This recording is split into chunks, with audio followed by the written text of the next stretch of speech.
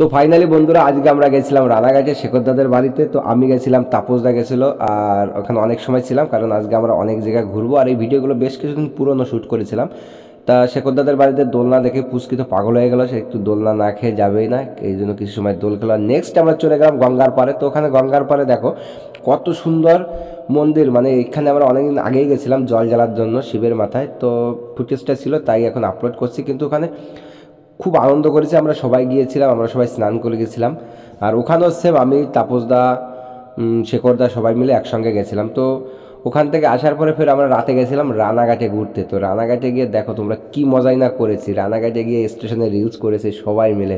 আর কেয়া বৌদির তো কোনো তুলনায় হয় না, অমাইক ভিডিও, মানে লোকের মধ্যেও পড়তে কোনো অসুবিধা হয় না। আর সীমা বৌদিরও সেম একই ব্যাপার। আর শেখরদা হচ্ছে মাস্টারম্যান আমাদের, আর আমি হচ্ছে তার ব্যাক মাস্টারম্যান। তো এইভাবেই চলছিল সেই দিনটা। আসলে সারাদিন খুব মজা করেছি, খুব উল্লাস করেছি। আর লাস্টে তো জমিয়ে রানাঘাটে একটা জোরদার খাওয়া দাওয়া দিয়েছি। নেক্সট ভিডিও ওটা আগেতে আপলোড করেছি, সেই ভিডিওটা আমরা রানাঘাটে চিল আউটে গিয়েছিলাম। তো বন্ধুরা ভিডিওটি কেমন হয়েছে অবশ্যই কমেন্টস করে বলো। এখন আছে রানাঘাট প্ল্যাটফর্মের উপরে, সবাই ভালো থেকো, সাবধান থাকো। আজকের মতো এই পর্যন্ত, নেক্সট ভিডিও দেখার আমন্ত্রণ হলো। টাটা, বাই বাই, সবাই ভালো থাকবে।